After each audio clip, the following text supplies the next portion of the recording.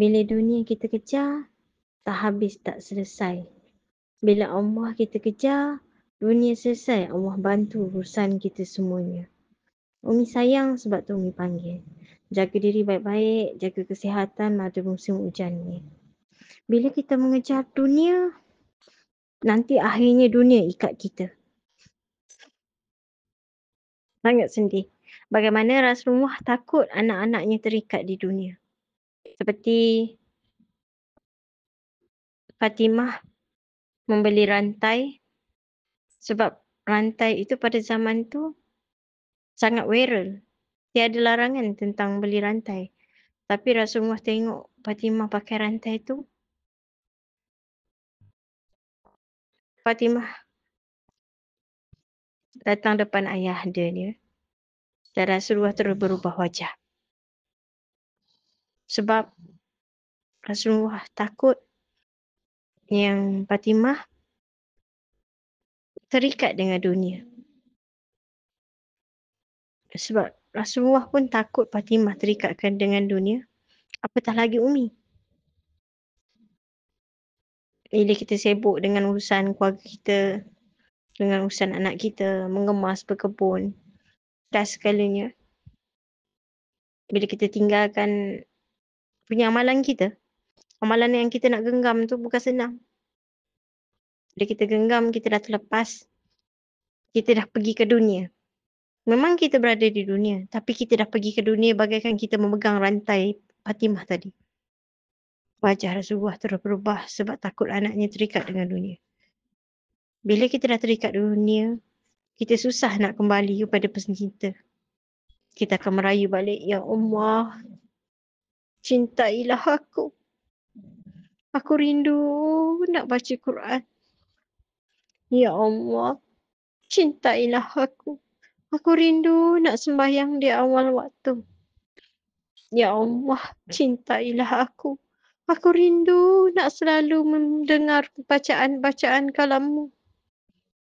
Bila kita dah jauh daripada dunia, kita sekadar sembahyang macam orang biasa je lah. Tapi kita kejar ke dunia. Kita sibuk nak menyiapkan urusan ini, urusan itu. Tapi tak siap-siap. Kita siap-siap, kubang. Kita siap-siap, kubang. Kita siap-siap, kubang. Kita kemas. Besok kubang lagi. Kita tukar pampers, nanti berak balik. Kita baru kemas. Ada lagi sampah, ada lagi pasir. Dunia buat kita sentiasa tak tenang. Akhirnya kita kembali kepada Allah. Kita mengejar Allah, kita jalankan dulu amanah kita. Bangun pagi-pagi. Kita solat taubat, solat hajat, solat istiqarah. Ya Allah bagi kita petunjuk setiap hari.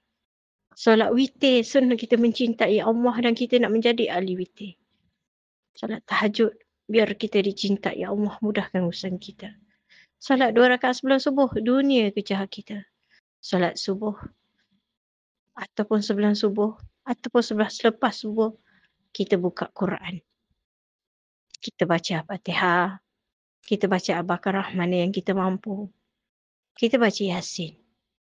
Pergi ke dalam grup, kita catat kat situ. Yang kita dah melakukan pada hari ini.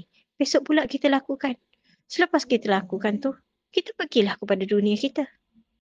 Masak, mengemas, anak-anak, suami, kerja. InsyaAllah. Umi boleh, kenapa korang tak boleh?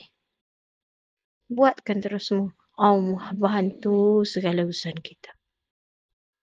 Allah ringankan segala hari kita itu. Lepas tu kita ada masa free.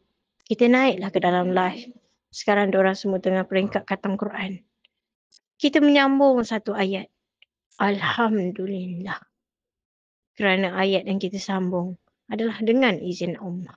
Kalau Allah tak izin kita dapat membaca Quran, kita tak akan dapat membaca kalamnya. Kalau Allah sudi mendengarkan suara kita, Alhamdulillah ya Allah. Terima kasih ya Allah. Dunia hanya tempat pinjaman. tempat yang melekakan kita, melengahkan kita. Sedangkan kita dah tahu, umur kita dah tak lama dekat dunia ni. Jangan sampai kita mati besok, kain kapan menyelimutkan kita. Akhirnya kapan itu yang menjerut leher kita. Kita takut nanti kita tidur, kita menyelesaikan dunia, banyak urusan. Kita tidur je kita tarik selimut. Alih-alih kita bangun dengan selimut kain putih. Sedangkan kita kata besok kita nak uruskan keluarga kita, suami kita, kerja kita. Tapi oleh kerana kita selalu mengejar dunia, sampai kita kata tidurlah, besok aku nak kerja. Tapi kita lupa, sekejap lagi kita tidur, Allah bangunkan kita dengan kain putih. Itulah kain putih terakhir yang kita akan pakai. Akhirnya kita akan ditidurkan di dalam lubang liang lahat sampai hari kebangkitan manusia. Hari timbangan, hari meniti segala-galanya. Jomlah anak-anak Umi. Dunia ini adalah tempat permainan. Janganlah kau tertipu daya dengan dunia. Buatlah ala kadar saja di dunia ini. Tumpukan pada mengejar Allah, membawa bekal di akhirat. Mudah-mudahan kita berada di syurga Allah bersama-sama dapat membaca kalamnya. Di syurga nanti ada satu kumpulan yang selalu membaca Quran. Mudah-mudahan kita berada di situ. Amin ya Rabbal. Maaf jika malam ini Umi menyapa tanpa memberi salam. Tanda kasih, tanda rindu seorang ibu kepada anaknya.